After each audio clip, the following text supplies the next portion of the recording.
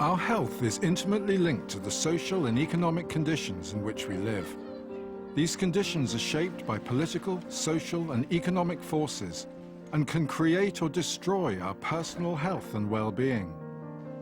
People further down the social ladder usually run at least twice the risk of serious illness and premature death as those at the top.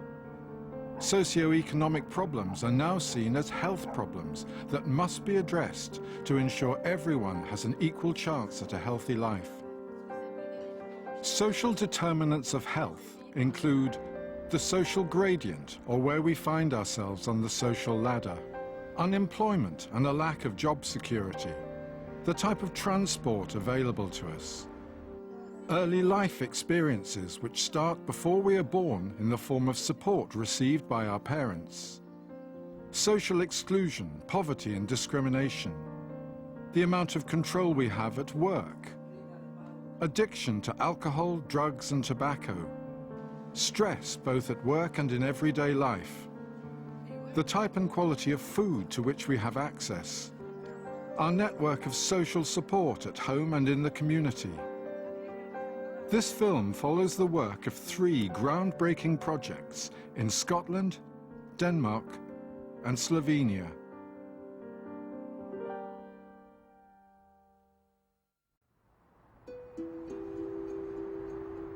Despite years of regeneration, the East End of Glasgow suffers from some of the worst health statistics in Europe.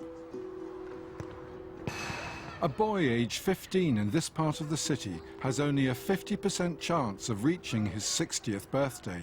If you live in a run-down community, you start to feel pretty run-down yourself. And if your mental health isn't great, it can certainly affect your physical health. While formulating the new local development strategy for the East End, a planning team in Glasgow City Council saw a clear link between planning policy and health. All the surveys that you do in the East End of Glasgow, it cries out that health is one of the main factors in determining the quality of people's lives. We wanted to create a local development strategy that in some way tried to address those issues. The impact on health from the urban environment begins on the streets of the East End. Examples can be seen everywhere. Okay, well here we are in Baltic Street, and down at that end is a community called Determinants. The primary school that was in the Determinant community was closed down, and the new primary school is now at that end of the street. So all the mothers with young children have to walk from there, along this street, and down to the new primary school that's located down there. Perhaps in the past we've designated one area as a residential community, the next area as an industrial community. You sometimes forget that people have to cross those areas. This daily battle with the environment inevitably leads to an increase in stress, which in turn affects health. I suppose the environment you live reflects in your own feelings of self-worth and your own self-esteem. And if it's run down and it's in bad condition and it's not looked after and you're not made to feel part of it, then that can have massive impacts on how you feel as a person. In the local development strategy, I think we've tried to pay much more attention to what these key routes are and what can we do to make those routes better so that people can get from one place to another through a kind of attractive and pleasant environment. The team realised that to incorporate health as an integral part of the local development strategy, they must understand the day-to-day issues faced by the community. The approach they adopted was original and innovative. It became obvious that we didn't want to go out there with maps we'd maybe traditionally done in the past, and the idea of trying to establish what their kind of daily experience was in their daily lives. We came up with the idea of the scrapbooks, just buying people cheap disposable cameras and asking them to maybe photograph a journey that they take every day or their daily experience and identify issues that were important to them in terms of the quality of their life. The planning team came in and they were really good at recognising that people had really valid, strong opinions in their local area and that they have local knowledge that perhaps planners don't have. More than 50 local residents took part in the scrapbook project, which was organised within the community.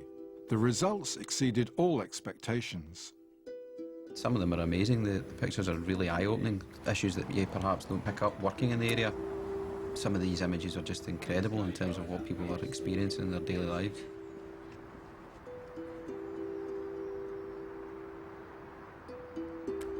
This is a designated play area for a lot of the local children in this housing development. When the planning application went in from the developers, they have to attach a certain amount of green space, and this is how it worked out. And so this is where we're supposed to send our children to play. It's less than 100 yards away from my home, which is just at the end of this drive. I get to the end of the street and I feel as if I'm just blocked off. It's part of an industrial area. It's so dark at night, it's isolated. I just don't like using it at all. What we established in the scrapbooks was that people were concerned about where they go, how they feel when they go there, do they feel safe, is it well lit? It became obvious that people wanted to be able to walk comfortably in an environment where they felt good about themselves and about where they lived. There is clear evidence now that people's physical environment and where they live and where they are has an impact on their quality of life. But how will these ideas work in practice? How will the local development strategy create what the planning team call a healthy, sustainable neighbourhood model? This is one of the maps from our local development strategy, and the circles and the numbers 1 to 5 are what we've called development hubs. We're standing at the moment in Bridgeton Cross, which is number 5 on this map. Every aspect of the local development strategy builds on the experiences of the residents. A classic example is the establishment and use of green space. In the past, I think we've treated green space as almost an add-on when we're developing areas. Now we want to make that integral. We've almost described it as infrastructure. So the green space has to function, it has to be active, and it has to feel safe so that people use it. Access to and use of healthy transport options is another social determinant tackled by the strategy. Essentially, we want to prioritise walking and cycling above motorised traffic, and the local development strategy promotes cycling and walking. And the consultation that we did, it came through very heavily that people want to walk. We've been through a process of identifying what those key routes are by speaking to local people. We'll look at these key routes and try to improve them to make sure that people can feel safe walking along those routes. A common complaint among residents of the East End is that they feel cut off from the rest of Glasgow. I think in the past the East End has often felt quite isolated from the rest of the city, but here you have a train station that's 2 minutes away from the city centre, so you should be able to get anywhere, but sometimes perhaps you don't feel as if you can. The train station is not a very welcoming place, so I think transport contributes to that kind of wider feeling of a quality place. To be a success, the East End local development strategy needs long-term commitment. 20 to 25 years is the kind of timescales that we're looking at for all of these big projects and the strategy, I feel like, to fully take shape.